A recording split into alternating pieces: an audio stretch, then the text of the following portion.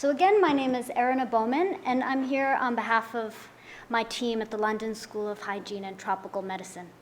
And we're calling ourselves Cure Me, and we're really focused on trying to promote and support biomedical research for diagnostic markers and better understanding of this disease and phenotypes, subtypes. This is not our whole team, although this is most of our steering group. We have our 3 funders, a collaborator, and 2 expert patients. And they are a decision-making body and help support our strategy. I have a lot of territory to cover, so I'm going to be glossing over a number of things, but I'm more than happy to answer more specific questions in the Q&A and after the talk as well. I'll provide a little bit of background first on our group. In 2006, the team, along with 2 other groups, got funding from the Big Lottery Fund. And they conducted 6 studies with this money, published a number of studies: prevalence, functional status, feasibility of establishing a disease register, and also feasibility of establishing a postmortem tissue bank, as well as others. The success of this UK CFS ME observatory led to continued funding from 3 charities that were mentioned, as well as a private donor, specifically to LSHTM, to establish this biobank. And they very generously have been supporting us for 2 years. And this seed funding was very successful because we were able to secure a 3-year grant from the NIH, National Institutes of Health in the US. So we're really excited about this and what research might come of it. You can see here it's called a Longitudinal, Immunological, and Virological Study for ME/CFS Biomarker Discovery. Now, one of the issues that we have to contend with is this case definition mess. We have a plethora of different case definitions that are in use, and I've thrown a handful of them here. There are also other issues to keep in mind, such as subtypes. Are these case definitions intended to be used for research or clinical purposes? What is ME? What is CFS? Do these terms have different meanings in different contexts, different countries? What happens when we lump everything together, churn it through the research mill? What are our findings going to be? Do we have a good chance of finding abnormalities if they are there? And also, if some treatments are found to be beneficial to a particular cohort, are those findings necessarily generalizable to other populations? Related to this case definition quandary, I'll call it, are questions of prevalence. So obviously, if you use one case definition, you might get prevalence in a certain population. You use another, that's much broader, vaguer, you can get a much higher prevalence. So I've cherry-picked a few studies. Apologies for the American bias. But you can see the prevalence rates range from 0.2% to 2.5%. So something's not right here. I don't believe that there are actually just differences between the populations. And even the authors themselves in this last study recognize what a drastic change they found in their numbers compared to other studies. So my team, before I joined, did a study in the UK in 3 different regions using GP practices. What they found was approximately 0.2% of the population had ME/CFS. They were using the CDC Fukuda definition. They also used the Canadian definition, and they were trialing a 3rd definition. And not surprisingly, they found that prevalence was inversely related to specificity of the diagnostic criteria used. You can see about this, the middle of the right-hand side of the slide, you can see about half of patients complied with Canadian. They also found approximately 4 times as many women had the disease as men, and this is a common finding. So this prevalence rate could mean that we have at least 120,000 people in England affected. Although this might be an underestimate because, as we were just hearing, many patients are not accessing GP care clinics. Okay, so we have these problems. What are we going to do about it? Well, let's start a biobank. I like to call it a public health startup.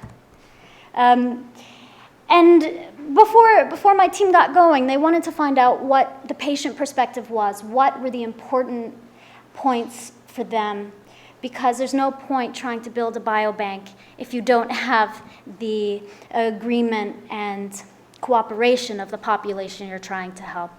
So basically, people wanted it. They're happy to donate. Why? Altruism. They wanted to be empowered, because with this disease, you so often feel so powerless.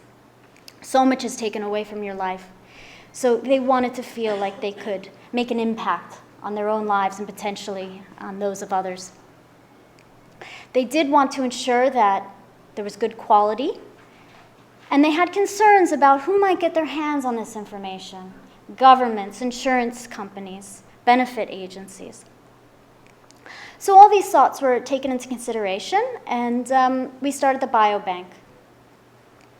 Now, skipping forward to present day, we have this grant, and we have some other researchers at LSHTM collaborating with us, top-notch virologists and immunologists, and we're really excited to get the samples in their hands to their lab benches to start working with the samples. Now, we have to collect a critical mass first, but we're making good progress towards that.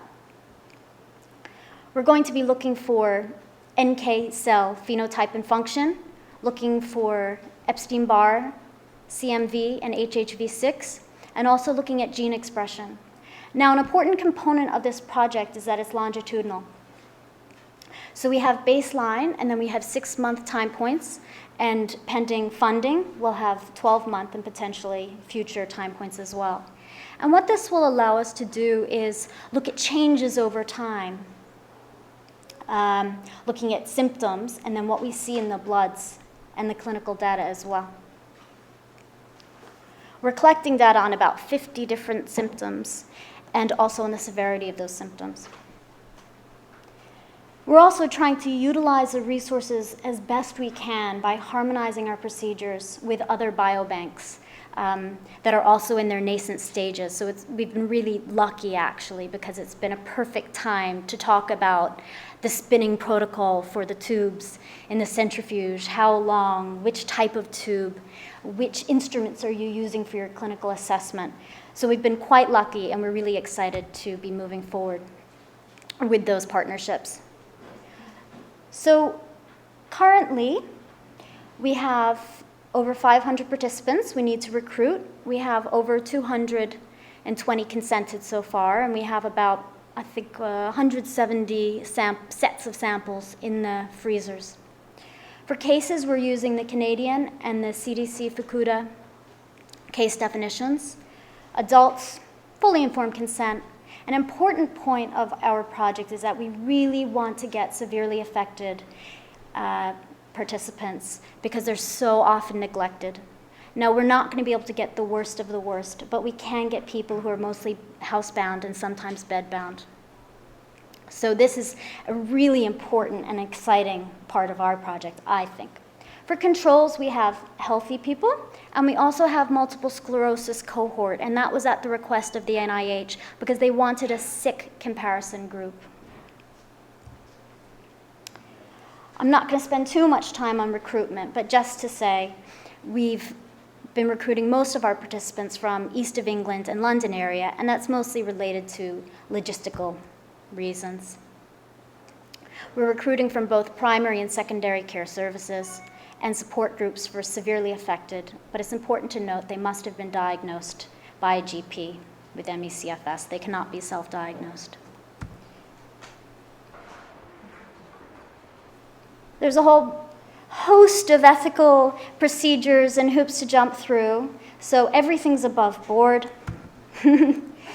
We have fully fleshed out recruitment procedures. Okay, and then our bloods. This is actually where our bloods go. They're in these freezers, in these tanks at the UCL Royal Free Hospital Biobank. We have about 7,000 samples banked so far. We also have a lot of clinical data.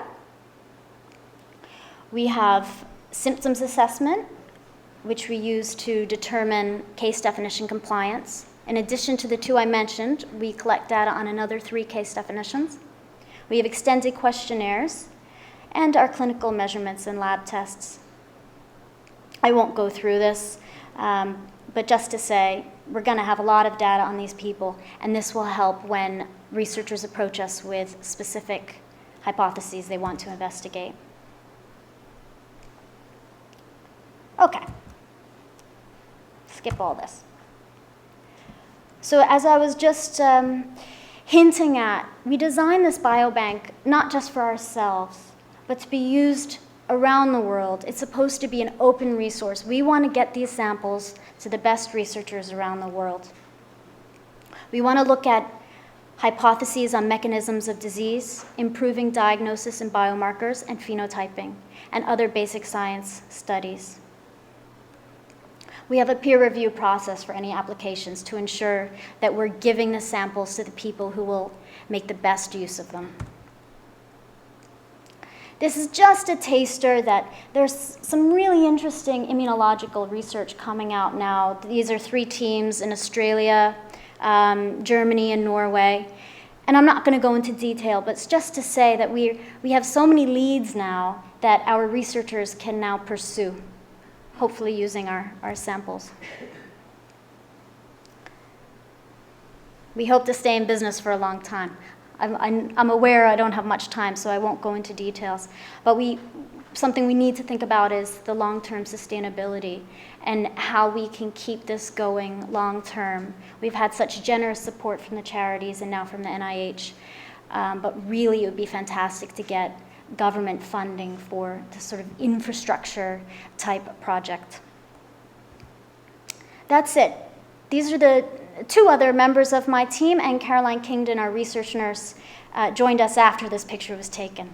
But she's been fantastic. So we have a really small but dedicated and motivated team. And if you want to learn more about us, our website's there, LSHTM with MECFS, and there are our email addresses.